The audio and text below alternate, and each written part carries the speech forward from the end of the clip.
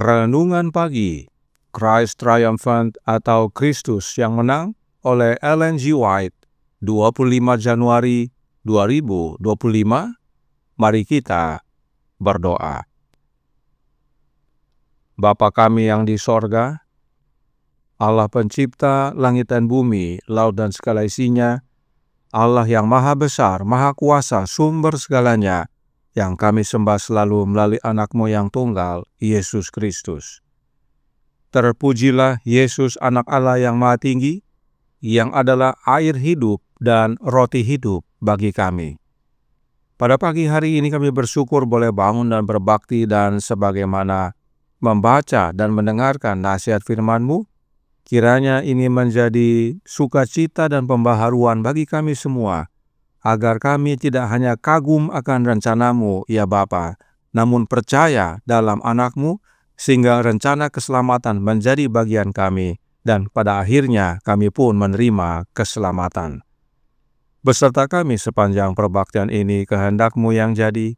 Ampun kami akan dosa dan salah, karena kami berdoa hanya dalam nama anak Allah yang tunggal, Yesus Kristus, yang adalah Tuhan dan Juru Selamat kami. Amin. Renungan hari ini akan dibacakan oleh Ibu Santi Pratama. Kepada Ibu Santi, kami persilahkan. Selamat pagi dan selamat Sabat untuk kita semua.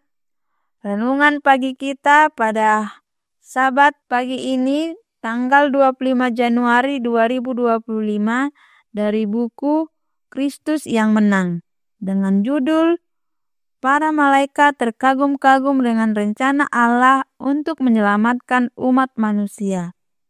Ayatnya Ibrani 1 ayat 14. Bukankah mereka semua adalah roh-roh yang melayani, yang diutus untuk melayani mereka yang harus memperoleh keselamatan? Keterangannya, rencana yang hanya olehnya keselamatan manusia dapat terjamin, melibatkan seluruh sorga dalam pengorbanannya yang tak terbatas. Para malaikat tidak dapat bersuka cita saat Kristus membuka rencana penebusan di hadapan mereka, karena mereka melihat bahwa keselamatan umat manusia harus mengorbankan panglima yang mereka kasihi dengan kesengsaraan yang tak terkatakan. Dalam kesedihan dan keheranan mereka mendengarkan perkataannya saat ia memberitahukan kepada mereka bagaimana ia harus turun dari kemurnian dan kedamaian sorga, sukacita dan kemuliaan, serta kehidupan abadi, dan bersentuhan dengan kemerosotan dunia untuk menanggung kesedihan, rasa malu, dan kematiannya. Ia harus berdiri di antara orang berdosa dan hukuman dosa, namun hanya sedikit yang mau menerimanya sebagai anak Allah. Ia akan meninggalkan kedudukannya yang tinggi sebagai Raja Sorga, menampakkan diri di bumi dan merendahkan dirinya sebagai manusia, dan melalui pengalamannya sendiri menjadi akrab dengan kesedihan dan godaan yang harus ditanggung manusia. Semua ini diperlukan agar ia dapat menolong mereka yang dicobai. Ketika misinya sebagai guru berakhir, ia harus diserahkan ke tangan orang-orang jahat dan harus mengalami setiap hinaan dan siksaan yang dapat diilhami setan untuk mereka lakukan. Ia harus mati dengan cara yang paling kejam, digantung di antara sorga dan bumi sebagai seorang pendosa yang bersalah. Ia harus melewati jam-jam penderitaan yang sangat mengerikan, sehingga para malaikat tidak dapat melihatnya, tetapi akan menutupi wajah mereka dari pandangan itu. Ia harus menanggung penderitaan jiwa, disembunyikannya wajah Bapanya, sementara kesalahan pelanggaran, beban dosa seluruh dunia harus ditanggungnya. Para malaikat bersujud di kaki komandan mereka dan menawarkan diri untuk menjadi korban bagi manusia yang terhilang. Namun, nyawa malaikat tidak dapat membayar hutang. Hanya Dia yang menciptakan mereka yang memiliki kuasa untuk menebus mereka. Namun para malaikat harus memiliki bagian untuk bertindak dalam rencana penebusan. Kristus harus dibuat sedikit lebih rendah daripada malaikat-malaikat oleh karena penderitaan maut, karena ia harus mengambil kodrat manusia atas dirinya. Kekuatannya tidak akan sama dengan kekuatan mereka, dan mereka harus melayaninya untuk menguatkan dan menenangkannya di bawah penderitaannya. Mereka juga harus menjadi roh-roh yang melayani, yang diutus untuk melayani mereka yang seharusnya menjadi pewaris keselamatan. Mereka akan menjaga para penerima kasih karunia dari kuasa malaikat-malaikat jahat dan dari kegelapan yang terus-menerus dilemparkan di sekitar mereka oleh setan. Kristus meyakinkan para malaikat bahwa melalui kematiannya ia akan menebus banyak orang dan akan membinasakan dia yang memiliki kuasa atas kematian. Demikian bacaan renungan bagi kita pada Sabat pagi ini. Terima kasih, Tuhan Yesus memberkati. Terima kasih atas penata layanan Ibu Santi. Tuhan Yesus memberkati. Selamat pagi saudaraku dalam Tuhan. Selamat Sabat. Allah menciptakan para malaikat melalui anaknya. Patriarchs and Prophets halaman 34 paragraf 2 berkata, Sang Bapa bekerja melalui anaknya dalam penciptaan semua makhluk sorgawi. Jadi, yang menciptakan para malaikat adalah anak Allah. Artinya, malaikat adalah makhluk ciptaan. Kemudian, The Desire of Ages halaman 785 paragraf 3 menyatakan, semua makhluk hidup atas kehendak dan kuasa Allah. Mereka adalah penerima kehidupan dari Allah yang bergantung padanya. Dari serafim tertinggi hingga makhluk hidup yang paling rendah, semuanya menerima hidup dari sumber kehidupan. Artinya, hidup para malaikat berasal dari Bapa yang adalah sumber kehidupan. Steps to Christ halaman 9 paragraf 1 berkata, Bapa kita di sorga adalah sumber kehidupan, kebijaksanaan, dan sukacita. Jadi, malaikat adalah makhluk ciptaan dan menerima hidup dari Bapa. Karenanya renungan hari ini berkata dalam Christ Triumphant, halaman 31 paragraf 5. Para malaikat bersujud di kaki komandan mereka dan menawarkan diri untuk menjadi korban bagi manusia yang terhilang. Namun, nyawa malaikat tidak dapat membayar hutang. Hanya Dia yang menciptakan mereka, yang memiliki kuasa untuk menebus mereka. Yesus jelaskan kepada para malaikat bahwa nyawa para malaikat tidak dapat membayar hutang dosa. Hanya nyawa anak Allah yang dapat menebus manusia dari hutang dosa. Dan karenanya, anak Allah harus turun ke dunia menjadi manusia dan nantinya mati di kayu salib. Mendengar penjelasan tersebut, para malaikat tidak dapat bersuka cita. Para malaikat tidak rela bila panglima para malaikat yang para malaikat sangat kasihi harus alami kesengsaraan dan mati. Namun kemudian, Yesus menjelaskan yang berikut ini dalam The Spirit of Prophecy, volume 1, halaman 47, paragraf pertama. Dengan kesedihan yang kudus, Yesus menghibur dan menyemangati para malaikat, serta memberitahukan mereka bahwa setelah ini mereka yang ditebusnya akan bersama-sama dengan Dia dan akan tinggal bersamanya selamanya. Dan bahwa melalui kematiannya, Ia, yaitu Yesus, akan menebus banyak orang dan membinasakan dia, yaitu setan, yang berkuasa atas maut. Dan Bapanya akan memberikan kepadanya kerajaan itu dan kebesaran kerajaan di bawah seluruh langit, dan ia akan memilikinya untuk selama-lamanya. Setan dan orang berdosa akan dihancurkan, tidak akan pernah lagi mengganggu sorga atau dunia baru yang telah dimurnikan. Yesus meminta agar bala tentara sorgawi menyesuaikan dengan rencana yang telah diterima oleh Bapanya dan bersukacita karena manusia yang jatuh dapat ditinggikan lagi melalui kematiannya untuk memperoleh perkenanan Allah dan menikmati sorga.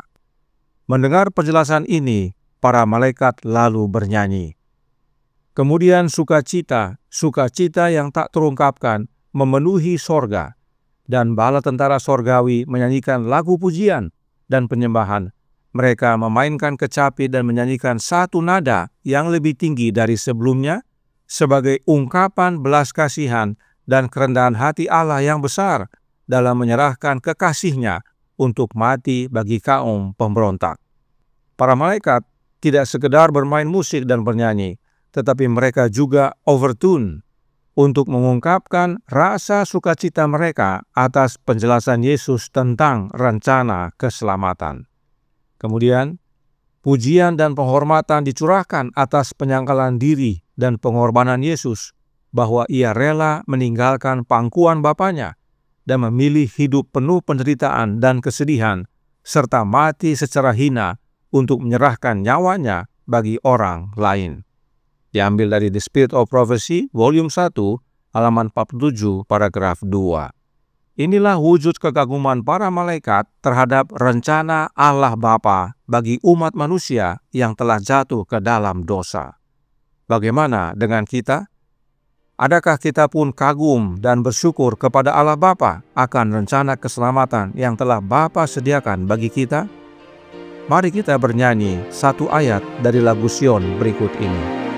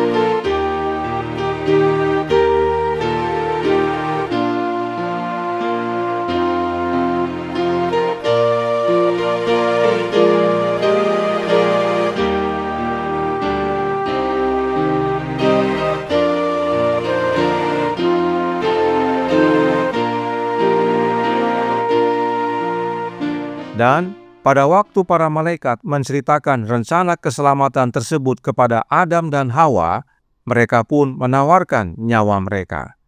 The Spirit of Prophecy, volume 1, halaman 50, paragraf 2 berkata, ketika Adam dan Hawa menyadari betapa agung dan sakralnya hukum Allah, pelanggaran terhadap hukum tersebut memerlukan pengorbanan yang sangat mahal untuk menyelamatkan mereka dan keturunan mereka dari kehancuran total. Mereka memohon untuk mati sendiri atau membiarkan mereka dan keturunan mereka menanggung hukuman pelanggaran mereka daripada membiarkan anak Allah terkasih melakukan pengorbanan yang besar ini. Tetapi tidak ada gunanya, saudaraku dalam Tuhan. Hidup para malaikat dan hidup manusia tidak dapat membayar hutang dosa. Hanya anak Allah yang dapat membayar hutang dosa dan menebus kita, agar kita kembali menjadi anak-anak Allah. Tidak ada gunanya penyesalan. Bagian kita adalah terima jasa-jasa anak Allah, percaya kepadanya sebagai anak Allah yang sesungguhnya, oleh pekerjaan roh anak Allah dalam hati kita yang kita terima oleh iman, maka kita menerima pembenaran dari Bapa. Dan sesudah itu, hiduplah di dalam Yesus, sebab Yesuslah yang menguduskan kita.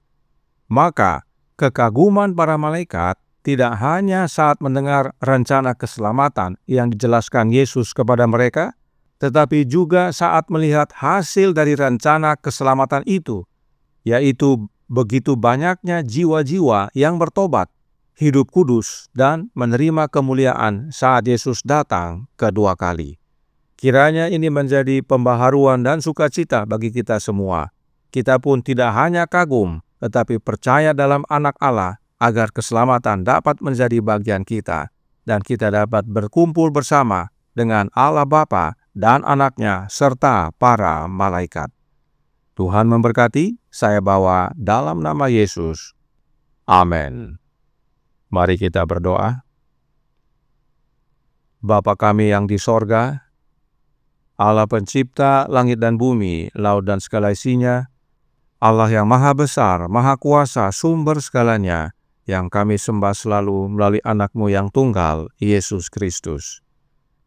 Terima kasih atas nasihat yang indah pada pagi hari ini. Pekabaran yang menguatkan kami.